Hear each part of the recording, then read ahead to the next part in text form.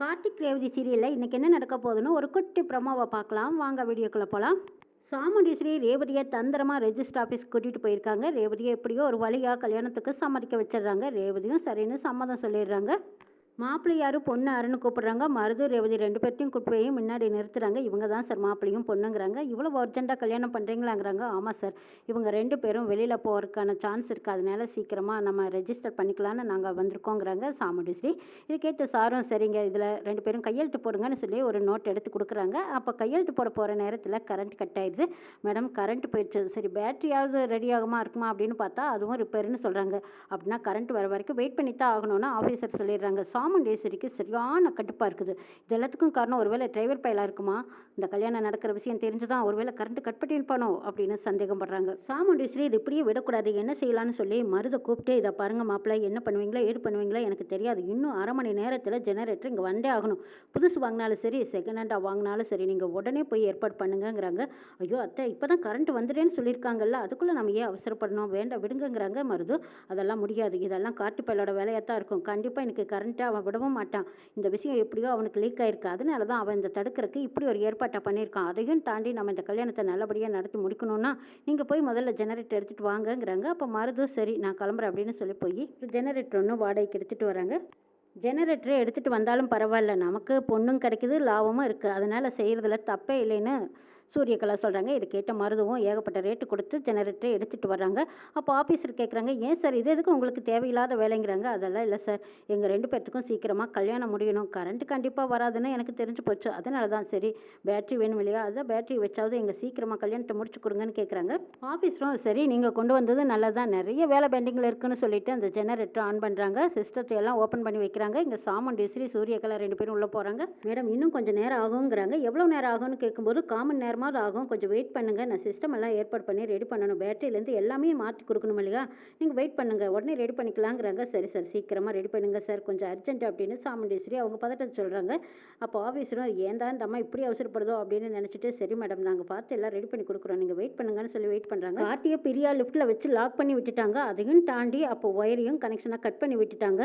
அங்கே இருந்தவங்க எல்லாருமே ஐயோ லிஃப்ட் பாதியிலேயே நிற்கிதே, அதுக்குள்ளே யார் இருக்கா அப்படின்னா எம்டி சார் கார்த்தி இருக்காங்கங்கிறாங்க. எல்லாருமே பதறி போயிடுறாங்க. சீக்கிரமாக ஆப்ரேட்டரை வர சொல்லுங்க, சீக்கிரம் அது என்னன்னு பார்க்க சொல்லுங்க, கார்த்தி சார் ரொம்ப நேரமாக உள்ளே இருக்காங்க அப்படின்னு சொல்லி இளையராஜா தான் அங்கே தடுமாறிக்கிட்டு இருக்காங்க. இந்த பெரியா சார் கொஞ்சம் வெயிட் பண்ணுங்க சார், ஏன் சார் பதறீங்க, நம்மளால எல்லாம் எதுவுமே ஆகாது, அதை செய்ய தெரிஞ்சவங்க மட்டும்தான் வர முடியும், ஆப்ரேட்டர் வந்ததும் அவங்க பார்த்து எல்லாம் ரெடி பண்ணாங்க மட்டும்தான் நம்ம கார்த்தி சார் வெளியே வர முடியும், நீங்கள் அவசரப்பட்டவெல்லாம் ஒன்றும் நடக்காது, பேசாமல் அமைதியாக இருங்க சார் அப்படின்னா அவங்க ஒரு சூழ்ச்சியிலேயே பேசிக்கிட்டு இருக்காங்க. இது தெரியாது இளையராஜா, ஐயோ மாப்பிள்ளை நீ வேற உள்ளே மாட்டிக்கிட்டியே, இப்போ வெளியில் என்ன நடக்குதுன்னு உனக்கும் தெரியாமல் இருக்குமோ தெரியுமோ, ஆனால் எப்படியாவது ரேவதி சிஸ்டர் வேற காப்பாற்றியே ஆகணும், சாமுண்டீஸ்வரியார்த்த வேற இங்கே ரெஜிஸ்டர் ஆஃபீஸ் கூட்டிகிட்டு போயிட்டாங்கன்னு மயில் வாகனம் வேற ஃபோன் மேலே ஃபோன் பண்ணிகிட்டே இருக்காங்க. எப்படி தான் ரேவதி சிஸ்டரையும் காப்பாற்றுறது, கார்த்தியும் வேறு இப்படி சிக்கிக்கிட்டானே எப்படி காப்பாற்றுறதுன்னு இளையராஜா ஒரு பக்கம் தடுமாறிக்கிட்டு இருக்கும்போது ஆப்ரேட்டருக்கு மேலே ஃபோன் பண்ணிக்கிட்டே இருக்காங்க. இளையராஜா ஏன் சார் இப்படி பதட்டப்படுறீங்க, அவங்க ஒரு வேளை டிராஃபிக்கில் மாட்டிக்கிட்டாரோ என்னவோ, வந்து தானே ஆகணும், வரட்டு இருங்க அப்படின்னு பிரியா கொஞ்சம் மேப்ஸாப்பாக தள்ளி கொடுத்துக்கிட்டே பேசிகிட்டு இருக்காங்க. இந்த பாருமா நீங்கள் இப்படி பேசுறது கொஞ்சம் கூட சரியில்லை, எப்படியாவது கார்த்தி மாப்பிள்ளையே நான் காப்பாற்றி ஆகணுங்கிறாங்க. சரி முடிச்சா காப்பாற்றிக்காங்கங்கிறாங்க. அங்கே வேற லாக் போட்டு வச்சுட்டு பிரியா கைக்குள்ளே சாவியை வச்சுக்கிட்டு என்னமா திமிரு பேசிக்கிட்டு இருக்காங்க. இது கார்த்திக்கு மட்டும் தெரிஞ்சால் நடக்க போகிறது வேற. அடுத்து கார்த்தி லிஃப்ட்டில் இருந்துக்கிட்டே மயில் வாகனத்துக்கு ஃபோன் பண்ணுறாங்க. மயிலும் எனக்கும் ரேவதிக்கும் கல்யாணம் நடந்த ரெஜிஸ்டர் புக்குன்னு அங்கே இருக்கும், அதை எடுத்துகிட்டு நீங்கள் நேராக ரெஜிஸ்டர் ஆஃபீஸ் போங்க, அதையும் தாண்டி எங்கள் 2 பேர்த்துக்கும் டைவர்ஸ் ஆகிற பத்திரமாவது இருக்கும், அதையே எடுத்துகிட்டு போங்கன்னு சொல்கிறாங்க.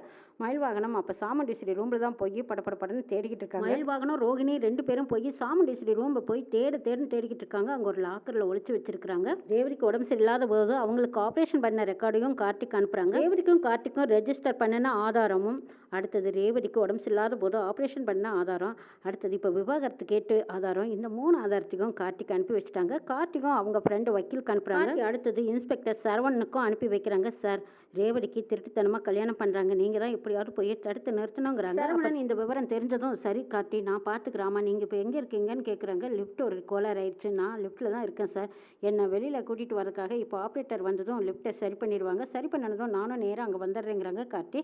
அப்போ சரி கார்த்தி நாங்கள் முதல்ல போகிறோம், நீங்கள் பின்னாடி வாங்கன்ட்டு போகிறாங்க சரவணன்.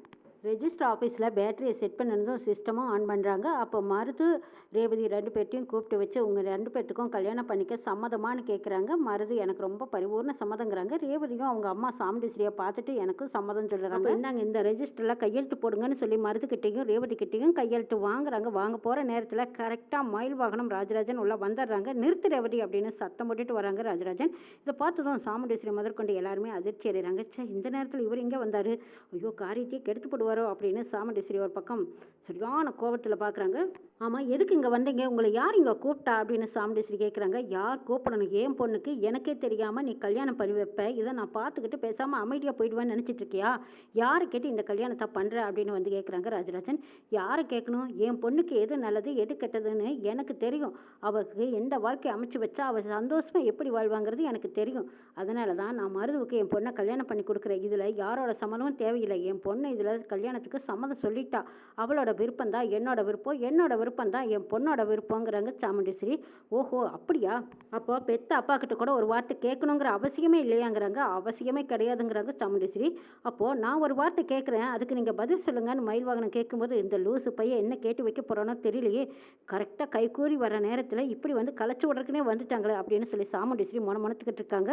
இதை பாருங்கத்த, நான் கேட்குற கேள்விக்கு நீங்கள் கண்டிப்பாக பதில் சொல்லியே தான் ஆகணும்னு மயில் வாகனம் கேட்கும்போது, இதை பாருங்க மாப்பிள்ளை, உங்களுக்கெல்லாம் நான் பதில் சொல்லணுங்கிற அவசியம் கிடையாது. இப்போ என் பொண்ணோட வாழ்க்கையை தான் நான் பார்க்கணும். நல்ல நேரம் முடியறதுக்குள்ளேயே அவங்க 2 பேத்துக்கும் நல்லபடியாக கல்யாணத்தை பண்ணி வைக்கணுங்கிறாங்க சாமுண்டீஸ்வரி. அப்படி நீ கல்யாணம் பண்ணுறவ நல்ல விதமாக எல்லாத்துக்கிட்டையும் சொல்லிட்டல, நீ திருப்தியாக பண்ணி வைக்கணும். இந்த திருட்டுத்தன வேலை உனக்கு எதுக்கு அப்படின்னு ராஜராஜன் ஒரு பக்கம் பேசிகிட்டு இருக்காங்க. சாமுண்டீஸ்வரி எல்லாத்தையும் ஒரே அதட்டி திமிரா பேசி அவங்க எல்லாத்தையும் வாயை அடக்கிடுறாங்க.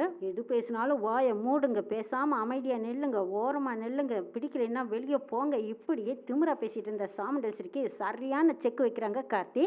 அப்போ தான் சரவணன் அதிகாரி மேற்கொண்டு படன்னு உள்ளே வர்றாங்க. அவங்க எல்லாத்தையும் பார்த்தது ஒரு நிமிஷம் சாமுண்டீஸ்வரி அப்படியே அதிர்ந்து போய் தான் நிற்கிறாங்க. இவங்கள எதுக்கு வந்திருக்காங்க அப்படின்னு பார்த்துட்டு இருக்கும்போது, என்ன மேடம் நாங்கள் எதுக்கு வந்திருக்கோன்னு உங்களுக்கு தெரியுதான்னு கேட்கும்போது சாமுண்டீஸ்வரி எனக்கு எதுவும் தெரியல, நீங்கள் எதுக்கு வந்தால் எனக்கு என்ன, நான் அதை பற்றி கவலைப்படணுங்கிற அவசியம் கிடையாதுங்கிறாங்க சாமுண்டீஸ்வரி. உங்கள் பொண்ணுக்கு கல்யாணம்னு கேள்விப்பட்டோம், அதான் நேராக வந்தவங்கிறாங்க.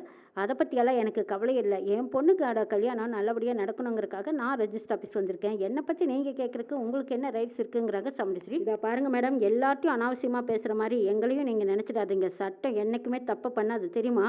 ரேவதி யாரு, ரேவதிக்கு ஏற்கனவே கல்யாணமான பொண்ணு, அந்த பொண்ணுக்கு இன்னும் டைவர்ஸ் ஆகாமல் எப்படி இன்னொரு கல்யாணம் பண்ணலாம் அப்படின்னு ரேவதி முன்னாடியே சரவணன் பட்டுன்னு உண்மையை உடச்சி கேட்குறாங்க. சரவணன் சாமுண்டீஸ்வரி கிட்ட பேசிகிட்டு இருக்கும்போதே மருது அங்கேருந்து காணாமல் போயிடுறாங்க. ஐயோ போலீஸ் கண்ணில் சிக்கிட்டோம், நாம தான் ரெட்டுங்கிற விஷயம் தெரிஞ்சிடும், அப்புறம் பல கேஸுகள் நம்மளை பற்றின வெளியே வந்துடும், உண்மைகள் எல்லாம் வெளியே வந்ததுன்னா என்னை யாரும் மதிக்க மாட்டாங்க, சாமுண்டீஸ்வரி கையில் வச்சிருக்கிற துப்பாக்கியேக்கே நான் இறையானாலும் ஆயிடுவேன், இப்போதைக்கு நம்ம மறைஞ்சிருக்கிறது நல்லதுன்னு நினச்ச மருது ஓடி ஒளிஞ்சுக்கிறாரு.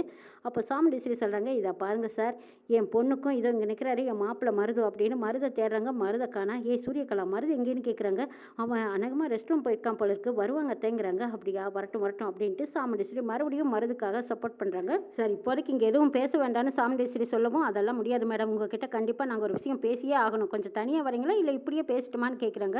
அப்போ சாமுண்டீஸ்வரி புரிஞ்சுக்கிறாங்க, ரேவதியை பற்றி தான் ஏதோ சொல்ல வராரு. சரி, ரேவதிக்கு முன்னாடி பேசினா அவளுக்கு பழசெல்லாம் ஞாபகத்துக்கு வந்துடும், அதுக்கப்புறம் இந்த கல்யாணத்தையும் அவள் ஏற்றுக்க மாட்டா. இப்போ தான் எம்டின்னா அப்படி குழந்து கிடக்குறாளே, அப்போது கார்த்தி மேலே ஆசைப்பட்டுட்டு கார்த்தியை தான் கல்யாணம் பண்ணிக்குவேன்னு சொல்லிட்டு நம்மளால் ஒன்றும் பண்ண முடியாமல் போயிடும். அதனால ரேவதிக்கு இந்த விஷயம் தெரியாமலே இருக்கட்டும்னு நினச்ச சாமுண்டீஸ்வரி, அப்படி வாங்க சார் தனியாக போய் பேசலாங்கிறாங்க. சரவணன் கையில் வச்சிருந்த ஆதாரங்கள் எல்லாம் எடுத்து காட்டுறாங்க. கார்த்தி ரேவதி 2 பேர்த்துக்கும் கல்யாணம் ஆன ரெஜிஸ்டர் பத்திரம். அடுத்தது ரேவதிக்கு உடல்நிலை சரியில்லாத போது அவங்க 3 வருஷ நினைவுகளை மறந்ததுக்கான ரெக்கார்டு.